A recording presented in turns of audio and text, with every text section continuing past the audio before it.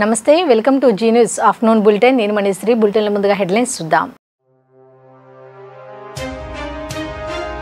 CM Jagan ఆధ్వర్యంలో YCP తీర్థం పుచ్చుకున్న కాపు ఉద్యమ నేత ముద్రగడ పద్మనాభం పిఠాపురం నుండి పవన్ పై పోటీ చేసే అవకాశం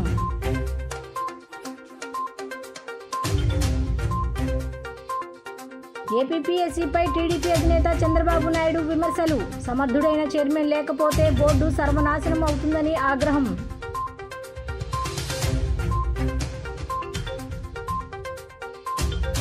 గీతాంజలి మృతికి నివాళులర్పిస్తూ సెంట్రల్ వైసీపీ మహిళా నేతల ఆధ్వర్యంలో కొవ్వొత్తుల rally TDP Janasena social media కారణంగానే ఆమె మృతి చెందిందని ఆరోపణ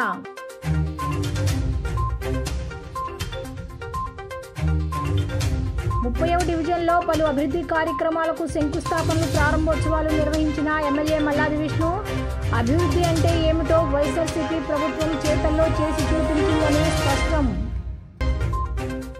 మాజీ మంత్రి ముద్రగడ పద్మనాభం వైసీపీలో చేరారు. శుక్రవారం ఉదయం తాడేపల్లిలోని సీఎం జగన్ నివాసానికి కుమారుడు గిరితో కలిసి ముద్రగడ పద్మనాభం వెళ్లారు.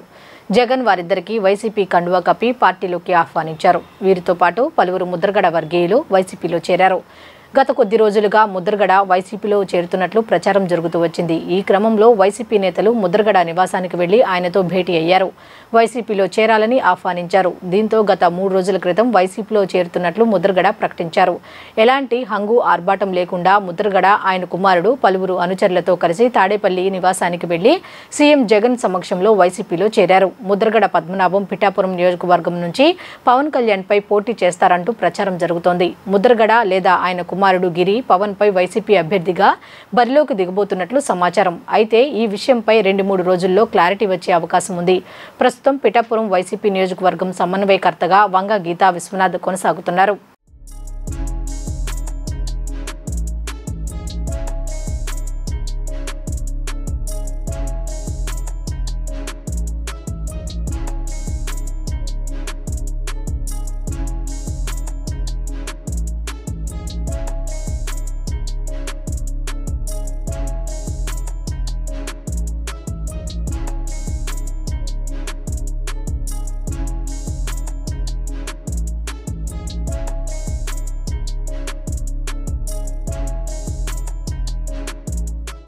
ఏపీపీఎస్సీపై టీడీపీ అధినేత చంద్రబాబు విమర్శలు గుప్పించారు.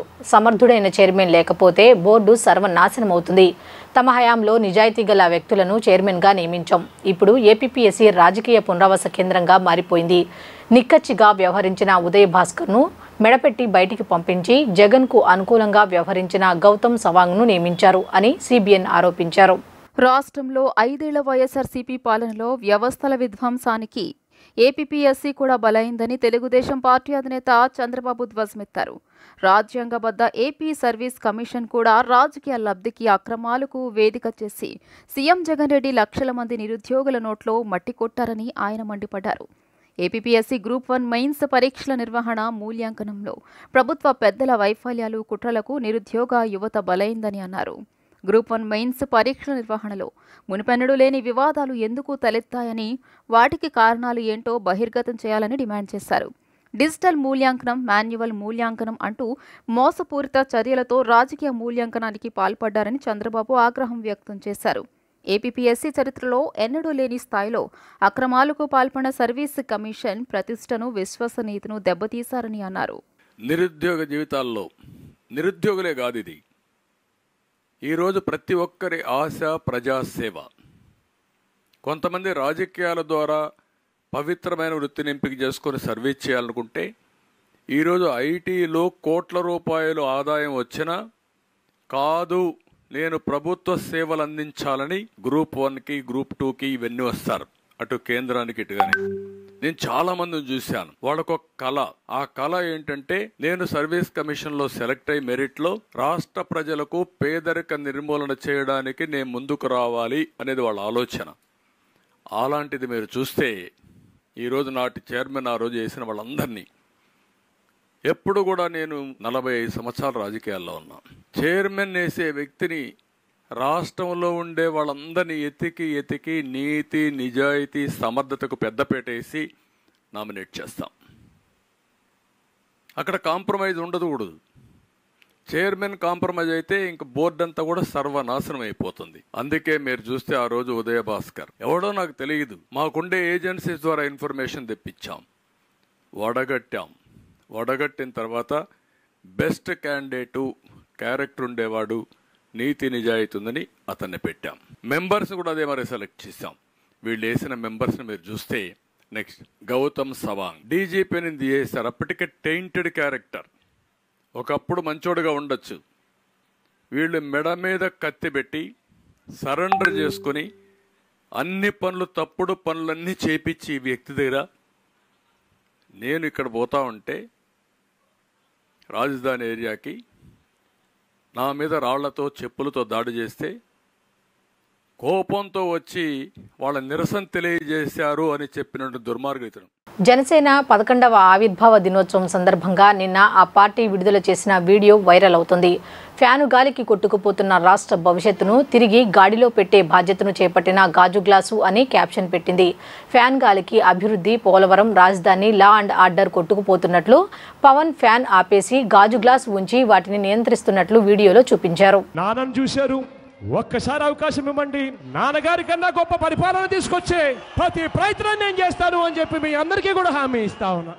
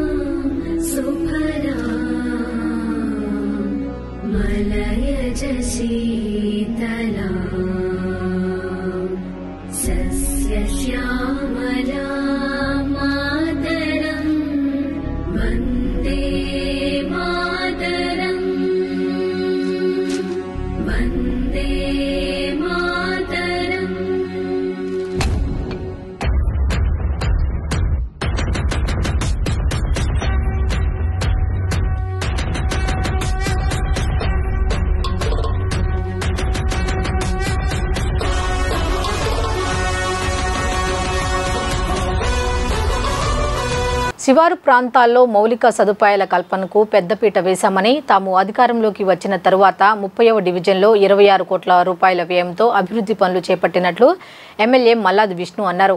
అభివృద్ధి అంటే ఏమిటో వైఎస్ఆర్సీపీ ప్రభుత్వం చేతలలో చేసి చూపించిందన్నారు. గత ప్రభుత్వం శంకుస్థాపనలతోనే సరిపెట్టారని, తాము పనులు పూర్తి చేసి ప్రారంభిస్తున్నామని తెలిపారు. 30వ డివిజన్ గద్దె వెంకటరామయ్య నగర్, దావు బుచ్చయ్య కాలనీ, వినాయక నగర్లో పలు అభివృద్ధి పనులకు గురువారం కార్పొరేటర్ బి జానారెడ్డితో కలిసి సెంట్రల్ ఎమ్మెల్యే మల్లాది విష్ణు ప్రారంభోత్సవం చేశారు. ఈ సందర్భంగా ఆయన మాట్లాడుతూ 9.89 కోట్ల రూపాయల వ్యయంతో 18.02 కిలోమీటర్ల మేర రోడ్డు పనులు పూర్తి చేశామన్నారు. అలాగే 10.11 కోట్ల రూపాయల వ్యయంతో 9.22 కిలోమీటర్ల మేర వాటర్ పైప్ లైన్లు, 6.09 కోట్ల రూపాయల వ్యయంతో 11.33 కిలోమీటర్లు యూజీడీ పైప్ లైన్ పనులు పూర్తి చేశామన్నారు. అభివృద్ధి అంటే ఏమిటో వైఎస్ఆర్సీపీ ప్రభుత్వం చేతలలో చేసి చూపించిందన్నారు. గత ప్రభుత్వం శంకుస్థాపనలతోనే సరిపెట్టారని, తాము పనులు పూర్తి చేసి ప్రారంభిస్తున్నామని తెలిపారు.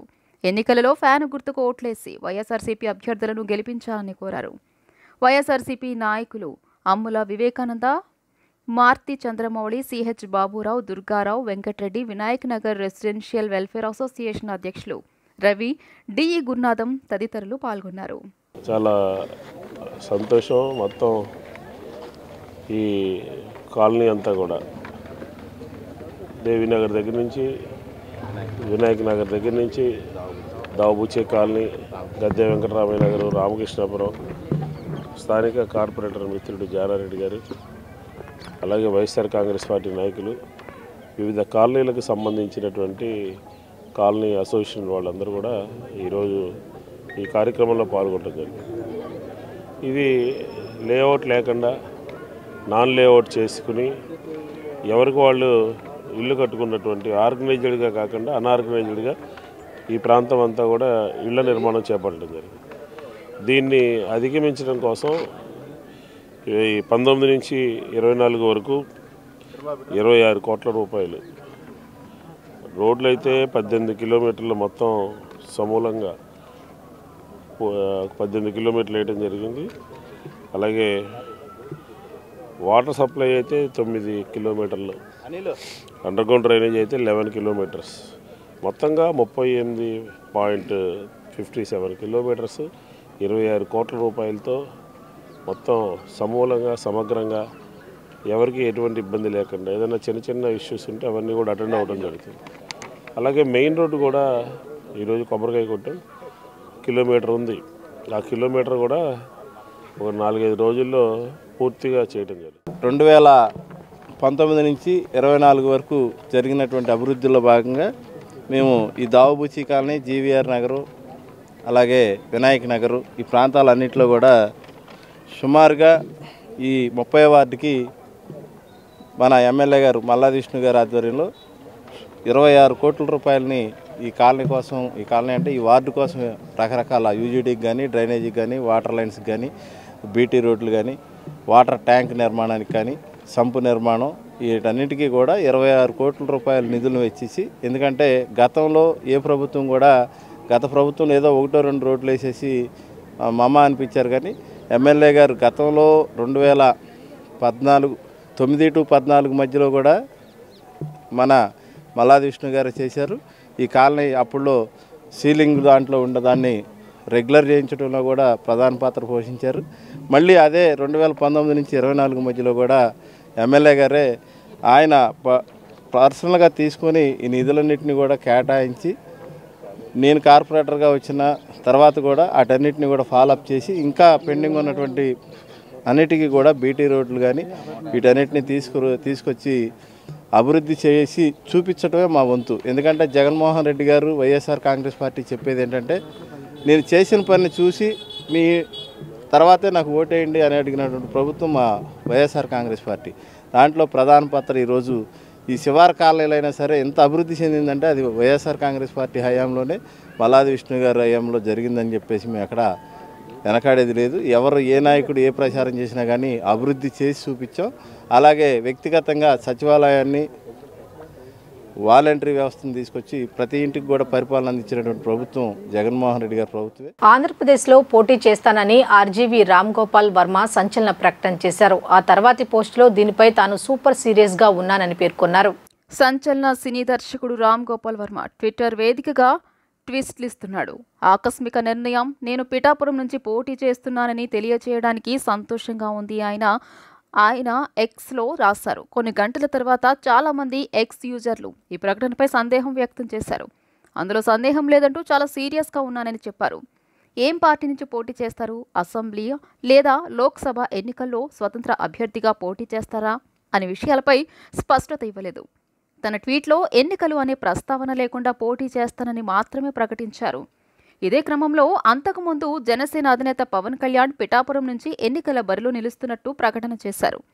ఇది జరిగిన కొంత సమయం తర్వాత రామ్ గోపాల్ వర్మ కూడా పిఠాపురం నుంచి పోటీ చేస్తున్నట్లు ప్రకటించారు. దీంతో ఆర్జీవీపై జనసేన కార్యకర్తలు, పవన్ అభిమానులు తీవ్రంగా స్పందిస్తూ విమర్శల పర్వం షురూ చేశారు. ఇదంతా జరిగిన ఒకరోజు తర్వాత పిఠాపురంలో పోటీ చేయడం గురించి ఆర్జీవీ మరో ట్విస్ట్ ఇచ్చాడు. తన ట్వీట్ను అందరూ తప్పుగా అర్థం చేసుకున్నారని షాక్ ఇచ్చాడు. తాను పిఠాపురం నుంచి ఎన్నికల్లో పోటీ చేయడం లేదని స్పష్టం చేశాడు. తాను ఎక్కడా కూడా ఎన్నికల్లో పోటీ చేస్తున్నట్టు చెప్పలేదన్నాడు. నా ట్వీట్ను అందరూ తప్పుగా అర్థం చేసుకున్నారు. నేను ఎన్నికల్లో బరిలో నిలవడం లేదు. నేను ఎక్కడా ఎన్నికలు అనే పదాన్ని వాడలేదు. నేను పిఠాపురంలో షూట్ చేసిన ఒక ప్రాజెక్టుతో ఓ షార్ట్ ఫిల్మ్ కాంటెస్ట్లో పాల్గొంటున్నాననే ఉద్దేశమని ట్విస్ట్ ఇచ్చాడు. ప్రజలందరూ సంపూర్ణ ఆరోగ్యంగా ఉండాలన్నదే ముఖ్యమంత్రి వైఎస్ జగన్మోహన్ రెడ్డి ప్రభుత్వ లక్ష్యమని ఎమ్మెల్యే మల్లాది విష్ణు అన్నారు. రాష్ట్రంలోని ప్రతి పౌరుడు ఆరోగ్యంగా ఉండాలని, వారి ఆరోగ్య అవసరాలు తీర్చడమే లక్ష్యంగా వైఎస్ఆర్సీపీ ప్రభుత్వం పనిచేస్తుందన్నారు. గతంలో కంటే మిన్నగా 3,257 సేవలను ఆరోగ్యశ్రీ పరిధిలోకి తీసుకురావడంతో పాటు శస్త్రచికిత్స అనంతరం ఆరోగ్య ఆసరా కింద రోగులకు ఆర్థిక సహకారం కూడా అందిస్తున్నారన్నారు. సెంట్రల్ నియోజకవర్గంలో 10 మందికి మంజూరైన 10.94 లక్షల రూపాయలు విలువైన సీఎంఆర్ఎఫ్ చెక్కులను ఆంధ్రప్రభ కాలనీలోని తన కార్యాలయంలో గురువారం సెంట్రల్ ఎమ్మెల్యే మల్లాది విష్ణు లబ్ధిదారులకు అందజేశారు. ఎమ్మెల్యే విష్ణు మాట్లాడుతూ వైద్యం కోసం ఏ పేదవాడు అప్పుల పాలు కాకూడదనే తాపత్రయంతో దేశ చరిత్రలో ఏ రాష్ట్రంలో లేని విధంగా ఉచిత వైద్య పరిమితిని 25 లక్షల రూపాయలకు పెంచుతూ సీఎం జగనన్న చారిత్రాత్మక నిర్ణయం తీసుకున్నారని తెలిపారు. ఆర్థిక ఇబ్బందుల్లో ఉన్న తమకు చేయూతనిచ్చిన ముఖ్యమంత్రి వైఎస్ జగన్మోహన్ రెడ్డికి ఎమ్మెల్యే మల్లాది విష్ణుకి లబ్ధిదారుల కుటుంబ సభ్యులు ప్రత్యేక కృతజ్ఞతలు తెలియజేశారు. ముఖ్యమంత్రి సహాయ నిధి నుంచి 10,94,000 రూపాయలని 10 చెక్కులు ఈరోజు మనం ఇవ్వటం జరిగింది.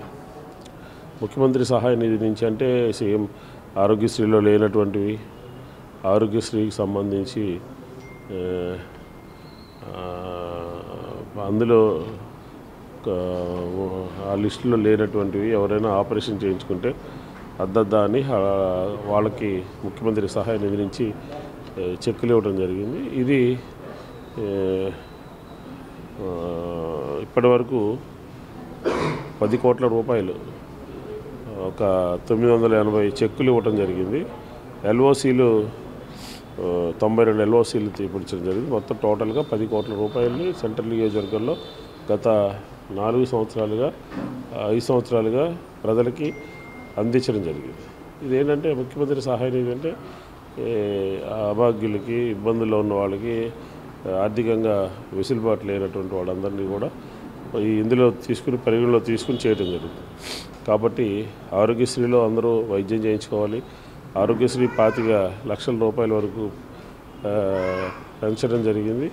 ప్రతి ఒక్కరూ కూడా నెట్వర్క్ హాస్పిటల్స్కి వెళ్ళి వారికి సంబంధించినటువంటి వైద్యాన్ని ఆ హాస్పిటల్స్కి వెళ్ళి చేయించుకోవాలని చెప్పి ఈ సందర్భంగా కోరుతూ ప్రభుత్వము చాలా ఉదారంగా ముఖ్యమంత్రి సహాయ నిధి నుంచి అందరికీ కూడా చెక్కుల్ని అందించడం జరిగింది. విజయవాడ తూర్పు నియోజకవర్గం 19వ డివిజన్ లబ్బిపేట పెద్ద మసీదులో ముస్లిం సోదరులు ఏర్పాటు చేసిన ఇఫ్తార్ విందులో నియోజకవర్గ వైసీపీ ఇన్ఛార్జ్ దేవినేని అవినాష్ పాల్గొన్నారు. ఈ సందర్భంగా అవినాష్ మాట్లాడుతూ ముఖ్యమంత్రి జగన్మోహన్ రెడ్డి ముస్లిం కుటుంబాలకు అన్ని విధాలా అండగా నిలుస్తున్నారన్నారు. రాష్ట్ర చరిత్రలో మైనారిటీలకు ఉప ముఖ్యమంత్రి పదవి ఇచ్చిన ఘనత మన ముఖ్యమంత్రి జగన్మోహన్ రెడ్డిదే అని, కుటుంబ సభ్యులంతా ముస్లిం సోదరులు సుఖ సంతోషాలతో ఉండాలని అల్లాను కోరుకుంటున్నామన్నారు. రాష్ట్ర ప్రజల కోసం ప్రత్యేకంగా ముస్లిం మైనారిటీల అభివృద్ధికి నిరంతరం పనిచేస్తున్న ముఖ్యమంత్రి జగన్మోహన్ రెడ్డికి అల్లా ఆశీస్సులు మెండుగా ఉండాలని ప్రార్థిస్తున్నామన్నారు. ఈ కార్యక్రమంలో వక్ఫ్ బోర్డు డైరెక్టర్ మీర్ హుస్సేన్, ముస్లిం సోదరులు నహీద్ అలీం, సుబానీ, రిజ్వాన్, చోటు, రఫీ, జవీద్ తదితరులు పాల్గొన్నారు. నెల రోజులుగా ఎంతో దీక్షగా ఈ యొక్క రంజాన్ ఉపవాసాలన్నీ గారు చేస్తూ ఈరోజు ప్రజానికం ఒక మంచి కోసం చాలామంది ఈరోజు సోదరులు ప్రార్థన చేస్తారు. అదేవిధంగా ఈరోజు ఈ రాష్ట్రంలో, ఎందుకంటే గతంలో గారు వైఎస్ రాజశేఖర రెడ్డి గారు అంటే మైనార్టీ సోదరులు సోదరిమణుల ఒక ఆత్మ బంధువు. మళ్ళీ ఈరోజు తండ్రికి తగ్గ తనయుడుగా జగన్మోహన్ రెడ్డి గారు కూడా మైనార్టీ సోదరిమణులకు ఒక ఆత్మ బంధువుగా ఈరోజు ఉన్నారని చెప్పుకోవటం మేము చాలా గర్విస్తున్నాం. ఈ రాష్ట్రంలో ఒక ముఖ్యమంత్రిగా జగన్మోహన్ రెడ్డి గారు నా మైనార్టీలు అని చెప్పని గుండె మీద చెయ్యేసుకుని మైనార్టీ సోదరిమణుల ఒక సంక్షేమం కోసం ప్రతినిత్యం గారు ఈరోజు పాటుపడుతూ సంక్షేమ కార్యక్రమాల విషయంలో, అభివృద్ధి కార్యక్రమాల విషయంలో ఈరోజు ఇదే తూర్పు నియోజకవర్గంలో మా మైనార్టీ సోదరిమణుల ఒక చిరకాల కోరిక అయిన షాదీ ఖానాని ఈరోజు ముఖ్యమంత్రి జగన్మోహన్ రెడ్డి గారి ఒక నాయకత్వంలో, గతంలో తెలుగుదేశం పార్టీ హయాంలో ఇదిగో షాదీఖానా, అదిగో షాదీఖానా అని చెప్పని నమ్మించి మోసం చేస్తే ఈరోజు జగన్మోహన్ రెడ్డి గారు ఒక నాయకత్వంలో కేవలం మేమందరం కలిసి 17వ డివిజన్ లబ్బిపేట ప్రాంతంలో ఉన్న సోదరులందరూ గారు కలిసి ఒక్కసారి అడిగిన వెంటనే ఈరోజు షాదీఖానా మంజూరు చేసి దాని శంకుస్థాపన అంజాద్ బాషా గారు డిప్యూటీ సీఎం గారు వచ్చి దాని శంకుస్థాపన చేసి ఈరోజు స్లాబుల దిశ గారా ఈరోజు మన షాదీఖానా వస్తుంది. రాజకీయాల్లో మచ్చలేని వ్యక్తి జనసేన అధినేత పవన్ కళ్యాణ్ అని టీడీపీ పొలిట్ బ్యూరో సభ్యులు బోండా ఉమా అన్నారు. 36వ డివిజన్లో 11వ జనసేన పార్టీ ఆవిర్భావ దినోత్సవ వేడుకల్లో ఆయన ముఖ్య అతిథిగా పాల్గొన్నారు. రాబోయే ఎన్నికల్లో టీడీపీ జనసేన పార్టీలు ప్రభుత్వాన్ని తప్పక ఏర్పాటు చేస్తుందని ధీమా వ్యక్తం చేశారు. జనసేన 11వ ఆవిర్భావ దినోత్సవ వేడుకలు బీఆర్టీఎస్ రోడ్ శారదా కాలేజీ వద్ద ఉన్న శ్రీకృష్ణ దేవరాయలు విగ్రహం వద్ద 36వ డివిజన్ జనసేన ఇన్ఛార్జ్ పోలంకి శ్రీనివాస్ ఆధ్వర్యంలో ఘనంగా నిర్వహించారు. ఈ కార్యక్రమానికి ముఖ్య అతిథిగా టీడీపీ పొలిట్ బ్యూరో సభ్యులు బోండా ఉమా పాల్గొని కేక్ కట్ చేసి శుభాకాంక్షలు తెలియజేశారు. అనంతరం పేద మహిళలకు చీరలు పంపిణీ నిర్వహించారు. ఈ సందర్భంగా బోండా ఉమా మాట్లాడుతూ రాజకీయాల్లో మచ్చలేని వ్యక్తి పవన్ కళ్యాణ్ అని కొనియాడారు. రాబోయేది టీడీపీ జనసేన ప్రభుత్వమే అని ధీమా వ్యక్తం చేశారు. అనంతరం డివిజన్ జనసేన అధ్యక్షులు పోలంకి శ్రీనివాస్ మాట్లాడుతూ పార్టీ ఆవిర్భావ దినోత్సవం సందర్భంగా ప్రతి ఏడాది సేవా కార్యక్రమాలు నిర్వహిస్తున్నట్లు, దానిలో భాగంగా ఈ ఏడాది మహిళలకు చీరల పంపిణీ కార్యక్రమాన్ని నిర్వహించినట్లు వెల్లడించారు. జనసేనను అధికారంలోకి తీసుకురావడమే ప్రధాన లక్ష్యమని వెల్లడించారు. తమ అధినేత పవన్ కళ్యాణ్ సూచనల మేరకు టీడీపీకి మద్దతుగా తాము పనిచేస్తున్నామని వెల్లడించారు. వచ్చే ఎన్నికల్లో సెంట్రల్ నియోజకవర్గం నుండి టీడీపీ జనసేన ఉమ్మడి అభ్యర్థిగా పోటీ చేస్తున్న బోండా ఉమను అత్యధిక మెజారిటీతో గెలిపించుకుంటామని స్పష్టం చేశారు. ఈ కార్యక్రమంలో టీడీపీ జనసేన నాయకులు, కార్యకర్తలు తదితరులు పాల్గొన్నారు. ముందుకెళ్లాలని ఆ భగవంతుని అన్ని రకాలుగా పవన్ కళ్యాణ్ గారికి ఆరోగ్యాలు ఇవ్వాలని కోరుకుంటూ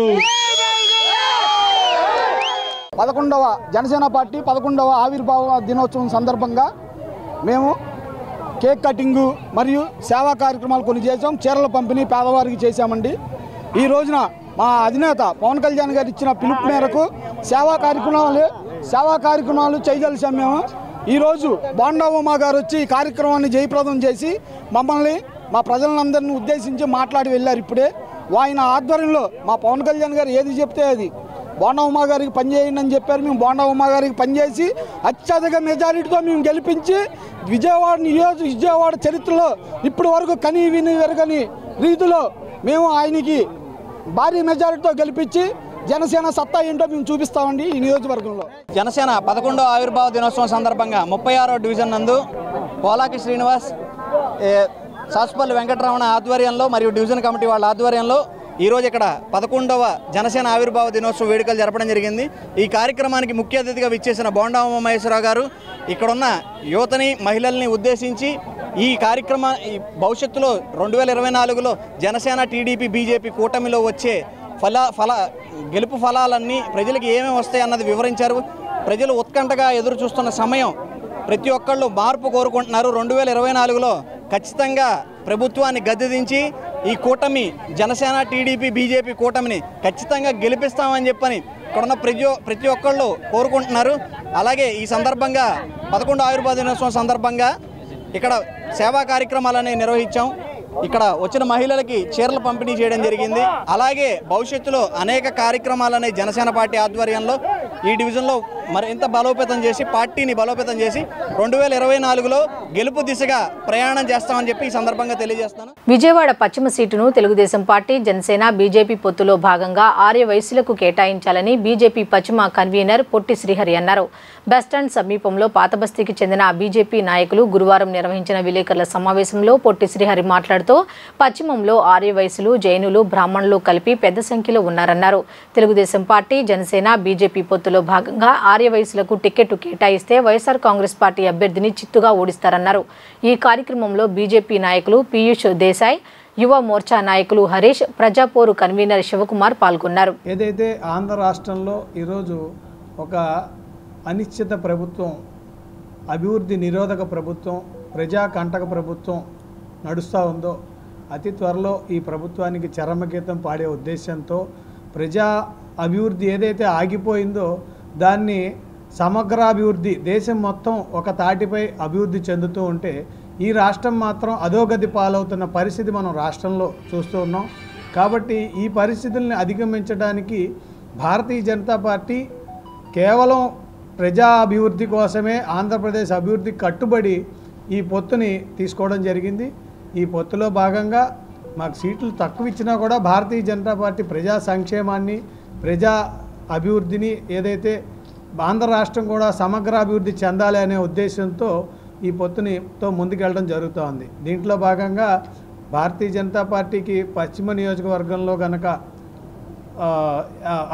పశ్చిమ అభ్యర్థిని భారతీయ జనతా పార్టీ తీసుకుంటే గత 3 పర్యాయాలుగా 2009, 2014, 2019లో ఇక్కడ అత్యధిక సామాజిక వర్గం ఏదైతే ఉందో దాంట్లో మెజారిటీ వ్యక్తులు ఈ ఎవరైతే ఆర్యవైశ్యుల నుంచి ఉన్నారో 2009లో ఆర్యవైశ్య అభ్యర్థి గెలుపొందాడు. పార్టీలకు అతీతంగా ఆర్యవైశ్యులందరూ కూడా తమ అభ్యర్థిని నిలబెట్టుకొని గెలుపు దిశగా పయనించే పరిస్థితి ఇక్కడ ఈ నియోజకవర్గంలో చూస్తున్నాం. టీడీపీ జనసేనలు బీజేపీతో కలయికతో రాష్ట్రంలో అధికార మార్పిడి సాధ్యపడుతుందన్న ఆ పార్టీ పెద్దలకు నియోజకవర్గాల సీట్ల కేటాయింపు తలనొప్పిగా మారింది. 3 పార్టీల పొత్తులో నేపథ్యంగా అభ్యర్థుల పేర్లు తారుమారు కావడంతో పార్టీ నేతలు కార్యకర్తలు తీవ్ర అసంతృప్తితో రగిలిపోతున్నారు. విజయవాడ పశ్చిమ నియోజకవర్గం సీటు కేటాయింపు తొలి నుంచి అభ్యర్థుల మధ్య గందరగోళం సృష్టిస్తున్న సంగతి తెలిసిందే. నిన్నటి వరకు పొత్తులో భాగంగా జనసేనకి పశ్చిమ నియోజకవర్గం సీటు కేటాయింపు జరుగుతుందనుకున్న తరుణంలో అనూహ్యంగా ఇరు పార్టీలు బీజేపీ పొత్తుతో జనసేన సీటు కాస్త బీజేపీకి కేటాయిస్తున్నట్లు ఊహాగానాలు తారాస్థాయికి చేరుకున్నాయి. దీంతో జనసేన పార్టీ తరపున పశ్చిమ నియోజకవర్గ బరిలో నిలుచోనున్న పోతిన మహేష్ క్యాడర్ అయోమయ స్థితికి గురైంది. పశ్చిమ నియోజకవర్గం బీజేపీకి కేటాయిస్తే సహించబోమంటూ మహేష్ అనుచర గణం సంకేతాలు ఇస్తున్నారు. ఈ క్రమంలో ఈరోజు పోతన మహేష్ కార్యాలయంలో పశ్చిమ నియోజకవర్గ డివిజన్ అధ్యక్షులు కార్యకర్తలతో అంతర్గత సమావేశం నిర్వహించిన పోతిన మహేష్ భవిష్యత్ కార్యాచరణ తదితర అంశాలపై 2 రోజుల్లో స్పష్టమైన సంకేతాలు ఇవ్వనున్నట్లు తెలుస్తోంది.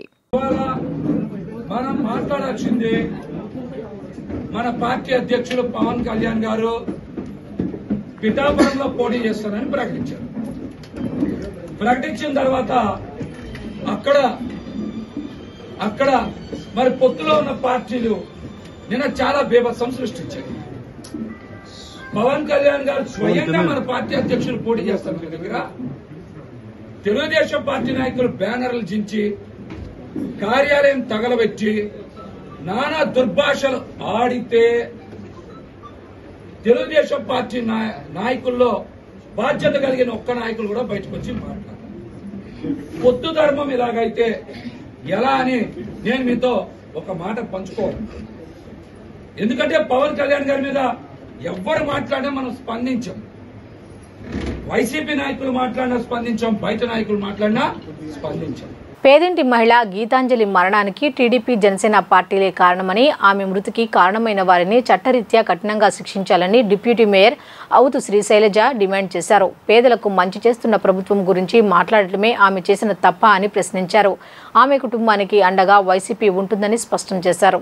గీతాంజలి మృతికి నివాళులు అర్పిస్తూ ఆమె మరణానికి కారకులైన దోషులను శిక్షించాలని కోరుతూ వైఎస్ఆర్సీపీ మహిళా విభాగం ఆధ్వర్యంలో సింగ్ నగర్ ఆంధ్రప్రభ కాలనీలోని వైఎస్ఆర్సీపీ కార్యాలయం నుంచి నూజివీడు రోడ్డులో ఉన్న డాక్టర్ బిఆర్ అంబేద్కర్ విగ్రహం వరకు గురువారం రాత్రి కొవ్వొత్తులతో ర్యాలీ నిర్వహించారు. ఈ సందర్భంగా డిప్యూటీ మేయర్ అవుతు శ్రీ శైలజారెడ్డి మాట్లాడుతూ నిరుపేద ప్రజలకు మంచి చేస్తున్న వైఎస్ఆర్సీపీ ప్రభుత్వాన్ని మద్దతు తెలిపిన ప్రజలపై అసత్య ఆరోపణలు చేయడమే లక్ష్యంగా జనసేన టీడీపీ సోషల్ మీడియా వ్యవహరిస్తోందని విమర్శించారు. జగనన్న తన సొంతింటి కలను నెరవేర్చాలని సంతోషం వ్యక్తం చేసిన గీతాంజలిని సోషల్ మీడియా వేదికగా వేధింపులకు గురిచేసి ఆమెను ఆత్మహత్య చేసుకునేలా ప్రేరేపించడం దారుణమన్నారు. ఆమె మరణానికి కారణమైన ప్రతి ఒక్కరిని కఠినంగా శిక్షించాలని డిమాండ్ చేశారు. గీతాంజలి పవిత్ర ఆత్మకు శాంతి చేకూరాలని కోరారు. ఆమె కుటుంబానికి వైఎస్ఆర్సీపీ అండగా నిలుస్తోందన్నారు.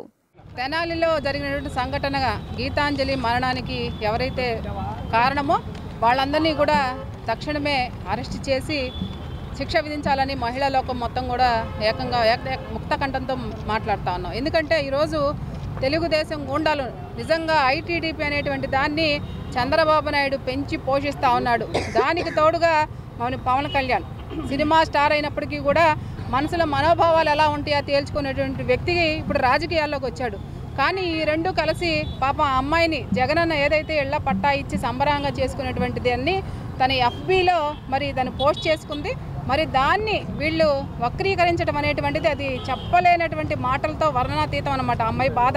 ఎందుకంటే నిజంగా మగవాళ్ళు సిగ్గుపడాలా, ఇంట్లో ఆడదలేందే మీకు పూట గడవదు.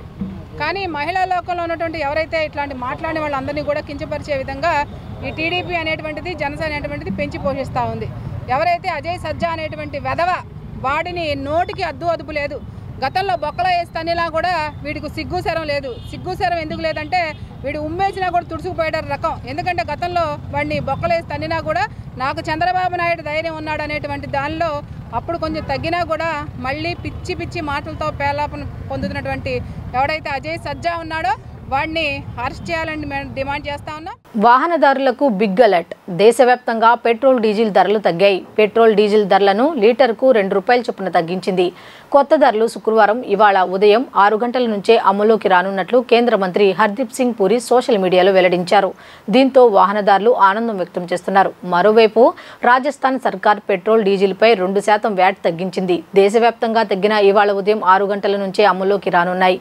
అయితే దేశవ్యాప్తంగా పెట్రోల్ డీజిల్ ధరలు తగ్గడంపై కొంతమంది విమర్శలు కూడా చేస్తున్నారు. పార్లమెంట్ ఎన్నికల నేపథ్యంలో దేశవ్యాప్తంగా పెట్రోల్ డీజిల్ ధరలు తగ్గించారని, పెట్రోల్ డీజిల్ ధరలను లీటర్కు ₹2 చొప్పున మాత్రమే తగ్గించారని ఫైర్ అవుతున్నారు. ఒక ₹10 తగ్గిస్తే బాగుంటుందన్నారు. వార్తలు ముగించే ముందు హెడ్లైన్స్ మరొకసారి చూద్దాం.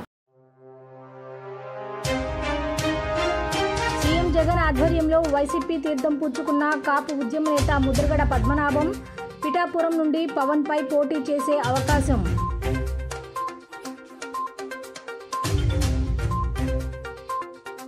ఏపీపీఎస్సీపై టీడీపీ అధినేత చంద్రబాబు నాయుడు విమర్శలు. సమర్థుడైన చైర్మన్ లేకపోతే బోర్డు సర్వనాశనం అవుతుందని ఆగ్రహం.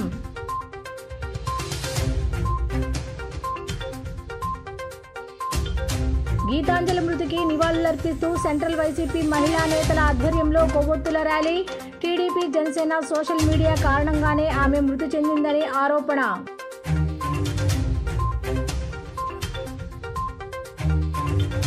30వ డివిజన్లో పలు అభివృద్ధి కార్యక్రమాలకు శంకుస్థాపనలు ప్రారంభోత్సవాలు నిర్వహించిన ఎమ్మెల్యే మల్లాది విష్ణు. అభివృద్ధి అంటే ఏమిటో వైఎస్ఆర్సీపీ ప్రభుత్వం చేతల్లో చేసి చూపించిందని స్పష్టం. ఈ వార్తలు ఇంతటితో సమాప్తం. తిరిగి రాత్రి 7:30 బులెటిన్లో కలుద్దాం. అంతవరకు సెలవు. నమస్కారం.